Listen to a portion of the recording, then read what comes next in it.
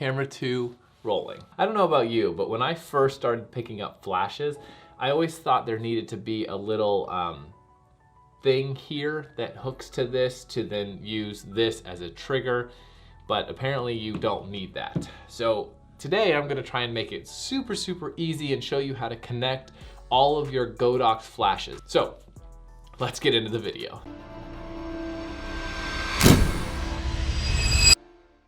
Will Simpson here, and welcome back to Exploring Photography. Today I want to show you how to link your Godox transmitters with your strobes and your on-camera flashes. So right now I'm using the Xpro C, the V1 flash, and the AD200 Pro, the strobe. And I'm going to show you how to connect all of it together. That way you can have this on camera and fire both of these. You can have this on camera alone. You can have this on camera and this off camera. You can have this on camera and firing this one with this. It's super simple, just a couple of settings that you have to know to adjust, and I'll get you out using your flashes in no time. Now, just a little back history. I originally started with this Canon flash. It is the 430 EX2 flash, and I used this one for the longest time. It actually worked really well. But I recently just got the Godox V1 C. And just so you're aware, this C means Canon. So if you are using Canon, Nikon, make sure you get the right one that suits your camera specifically. The C here designates that it's for a Canon camera. But since upgrading to this one, I have noticed a substantial difference in my flash. It's just much cleaner, much easier to use. And if you do go ahead and get this one, always opt for the accessory pack because you get all of these cool features. You get barn doors, which I thought was like the coolest freaking thing. So you get barn doors, which all of these attachments are magnetic. So they just attach right on, which is super freaking cool. You also get a softener, which you can use to make the light even softer. You get a snoot, which, come on now, a freaking snoot. And if you don't know what a snoot is, it attaches onto the lens so you can direct light in a very small area. And it is so freaking cool. You can get some really cool effects with this thing. Obviously I can't get this on, there we go, yeah. So you can get some really cool effects, but it basically directs the light exactly where you want it to a pinprick position. So that's really freaking neat. You get a dome to kind of even the light out. You get a bunch of gels to match the light to how you want it. You get a grid, which is super cool. And you get like a little bounce card so you can shoot the light up and forward. So you get a bunch of little accessories, and I highly recommend getting this because it allows you to use your flash a lot more than normal. Okay, so let's get into it. So the first thing is the V1C. So once you get this thing, you can simply turn it on and you can put it on your camera as is. Now, if you attach this to your camera, it will immediately flash and it'll work with your camera. Right now, it is in manual mode. So if we press the mode button, it'll switch to multi and it'll switch to ETTL. What that stands for, exposure through the lens. This is automatic. This means that it's going to use the light and what it senses to adjust the light, the power of the flash. Press mode again. I use manual a lot, but the automatic mode is quite freaking good. If you want to adjust the power, you simply press the plus and minus sign and you can adjust this. And this one has so many stops. It has 1/10 of a stop all the way from 1 all the way down to 1/256 of a power. This thing it's incredible. A lot of times I'm using it at about 1/4 power. If you want to just fire it alone and put it on top of your camera, snap it on, however you want to do it, and start firing away. Very, very simple. Now, let's say you want to use this on a tripod or a stand. Well, it does come with a mini mount. So you just simply attach this to it, slide it on, lock it down, and it will stand by itself. It also has the adapter that you can screw it into a tripod and you're good to go. So you can mount it right on a tripod or a stand or something like that. Bounce flash and boom, there you go. Now, if it's not connected to the camera, you do need to do a transmitter. You do need to have a transmitter, which in this case, I use the Xpro C. There is another smaller transmitter that works as well, but this is just the one I use. And what you're gonna wanna do, let's go ahead and set this down, is you turn this on, right? Good. You then go to your V1C and you press this little symbol here, the little arrow, backwards arrows, and you press it until the screen turns orange and you see RX, which stands for receiving. You'll also want to make sure that your channel is set to the same as your transmitter. So to change your channel on your V1C, see how it says CH? You press CH and then you can adjust your channel. So in this case, I use channel 28. Press the center button. To change the channel on your transmitter, you push and hold this button here until the channel flashes, and then you can adjust the channel. So again, we're gonna set it to 28.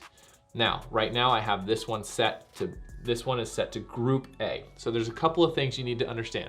There's channels, there's groups, and then there's IDs. These are three specific words that you need to understand that they are different.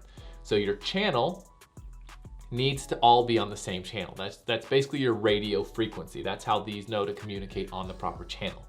Your group, let's say I have these two on, they can all be on channel 28 and they can both be in group A or group A and group B. And that's what this is here. If you see group A or group A and group B, group C, things like that. So if I put these both in group A, then when I fire group A, both of them will fire. If I put this one in group A and this in group B, and I only want group A to fire, then this will fire. If I only want group B to fire, this will fire. If I want them both, so on and so forth. Now there's also IDs. Now IDs is another identifying number that if there's a lot of people with flashes around, then they can kind of communicate with each other. So channels allow you to set everything the right channel, and then if your channel is being used or if you can't find a good channel, you can then set the IDs to make it even more specific. We'll get into that in a second. So let's fire this one with the transmitter. So RX is showing we're on channel 28, and let's see it fire. Oh, there it goes. Okay, I should have recommended you not to look into the flash because now I'm blinded. Woo, okay, so there it goes. So it just took a second, but now it's firing as you can see, and it's firing just piece of cake. So I press this little button right here and boom, fired. Good. Let's say I want to change it to auto. So I just select the A, make sure it's highlighted, then press mode. This will turn it off. So now group A is turned off and will not fire. If I just press it again, now it is on TTL. Notice how it changed over here, so now it's ETTL. So let's go change it again, and now we're back to manual. It takes a minute to kind of update, so give it a second. But then once it's updated, we'll press enter, set it, it'll communicate this over. Okay, good, and then it changes to manual and we're all set. So it does sometimes delay a little bit, but that's the simple way to put it on receiving. Now, let's say you wanna connect this one here. So we're gonna go and turn this one on. So now, again, you see it's on channel 28, if you can see that, and it's in manual. So this is in group A, but what we wanna do is we wanna switch it to group B. So we're going to go ahead and press this, press it lightly, and it changes to group B. If you wanna change the channel, you push and hold this until it starts flashing, and you can adjust the channel. So we're gonna have this at 28. Good, and then if we fire it, it should fire both. Good, there we go. So we fired both, and we're good to go. Now, on the IDs, this is kind of important because it is a little hidden on this one.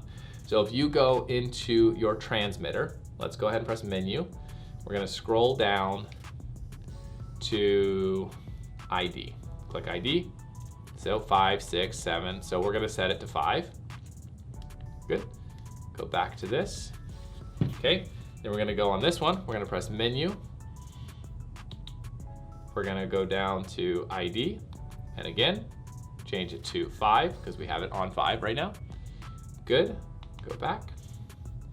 Okay, now on your AD200 Pro, it's a little different. What you gotta do is you press menu and you're gonna go to F7. This is your ID numbers. These are where your ID numbers are. So you're gonna press set and you're gonna adjust it. You can adjust it all the way to 99, I believe. Yep, 99, so we're gonna set it to 5. You can also turn it off, but for now we're gonna set it to 5. Press OK, and now all of your ID numbers are set the same, so you're good to go. So then we're gonna go back out of the menu to this point, and we are good to go. So now they should fire again. There we go, firing away. And that is how you connect these three to your transmitter on your camera. Now let's say that you want to just do this one as you're firing. This is on your camera. Every time you take a picture on your camera, this fires and this fires. So let's turn off your transmitter. Good. We're gonna take the V1 and we're gonna press the little button here until we get to this screen where it shows the little antenna here, and that it shows a transmit, right? So you'll notice A and B, right? So if I fire this, it fires both right off the bat. So super easy, see? Bam, done. Now if I wanna adjust my, power, so A, B, C, D, those are your what? Right, those are your groups. So I have this one in A and this one in B. So if I press A, I can then press mode and I can adjust it, right? Good, set. Now if I want to press B, notice how this one is moving. See, let's set it to 1 full power. Good, now it's updated. If I want to change it to auto or turn it off, I just press this, turns it off. See, off, turn it on, now it's on TTL, and turn it back to manual. So it immediately communicates, no problem. And there you go. That's how to sync all of your Godox flashes and get them working with each other or with the transmitter or alone or however you want. Now, if there's something that I didn't cover, I mean, this is just how to connect them, then let me know in the comments, but I think that covers everything. And if you've noticed, there's been this little badge that pops up every couple of minutes. That is because I have photography courses and I'm coming out with more soon. I'm actually working on a bunch, so I'll put a link in the description if you're interested in learning some more in-depth stuff. Right now, there's only a couple of courses. There's a free one and a paid one, but a bunch more coming soon. So go ahead and click that link, check out the courses if you're interested. Like this video if it was helpful. Anyways, also go ahead and hit the subscribe button. Love to have you along, and I'll see you guys next week. Camera 1 rolling. Do not disturb. Flashlight. No. Do not disturb. No. Okay. Filming. Do not disturb activated. Took me 15 seconds to get that going.